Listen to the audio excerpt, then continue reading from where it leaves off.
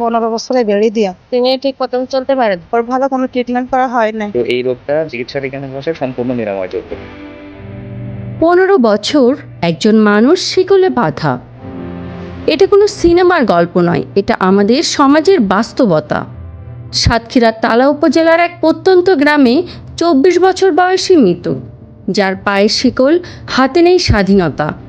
শৈশব থেকেই মানসিক সমস্যায় ভুগছিলেন তিনি, কিন্তু চিকিৎসার বদলে তার জীবনে জুটেছে শিকল আর বন্দিত্ব। প্রায় 10 কেজি ওজনের শিকল, যা প্রতিদিন তার পায়ের সাথে বয়ে বেড়াতে হয়। একটাই প্রশ্ন থেকে যায়, অভাব কি একজন মানুষকে শিকলে বাঁধার বৈধতা দেয়? যে বয়সে ওনার সাধারণভাবে চলার কথা, তিনি এই বয়সে তার বেড়ে যাওয়া, তিনি ঠিক মতন চলতে পারেন। 15 বছরে বেড়ে দিয়া তো ওর খুব কষ্ট হয়। এই এই যে শিকল 7-8 কেজি ওজন নিয়ে জেলখানায় থাকলেও এরকম কষ্ট হয় না। মা বলছেন, ভয় থেকেই এমন সিদ্ধান্ত। চিকিৎসার সামর্থ্য ছিল না। একদিকে দারিদ্র্য, অন্যদিকে সমাজের অজ্ঞতা। এই দুইয়ের মাঝে হারিয়ে গেছে মিতুর জীবন। আর্থিকতা সংকটের জন্য ওর ভালো কোনো ট্রিটমেন্ট করা হয় নাই।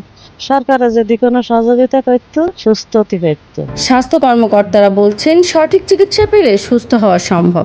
এটা আসলে দীর্ঘমেয়াদী মানসিক রোগে আক্রান্ত, যেটাকে মেডিকেলের ভাষায় আমরা সিজোফ্রেনিয়া বলি, এবং এই রোগটা মেডিকেল চিকিৎসা বিজ্ঞানের ভাষায় সম্পূর্ণ নিরাময়যোগ্য, এবং রোগটা দীর্ঘমেয়াদী চিকিৎসা এবং পরিবারের সদস্যদের যত্ন এবং ভালোবাসার মাধ্যমেই সারানো সম্ভব। প্রশাসনও আশ্বাস দিয়েছে, শিগগিরই নেওয়া হবে প্রয়োজনীয় ব্যবস্থা। ওনাকে শিগগিরই স্বাস্থ্য কমপ্লেক্সে এনে আমরা প্রাথমিক চিকিৎসা দেওয়ার জন্য ব্যবস্থা নিব, এবং আমাদের যে হাসপাতাল সমাজসেবা কার্যক্রম রয়েছে সেখান থেকেও আমরা প্রাথমিক যে মেডিসিনগুলো আছে সেই মেডিসিনগুলো দেওয়ার ব্যবস্থা নিব। তাহলে প্রশ্ন হচ্ছে, 15 বছর ধরে কেন কেউ এগিয়ে আসেনি? কোথায় ছিল সমাজ, কোথায় ছিল মানবতা? মিতুর মুক্তি এখন সময়ের দাবি। চিকিৎসা, সচেতনতা আর মানবিকতার হাত, এই তিনটেই পারে তাকে ফিরিয়ে দিতে স্বাভাবিক জীবন।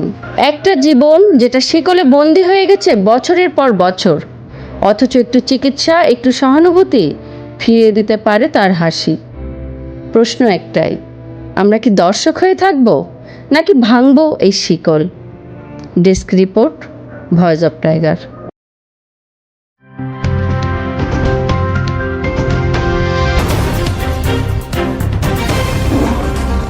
Voice of Tiger.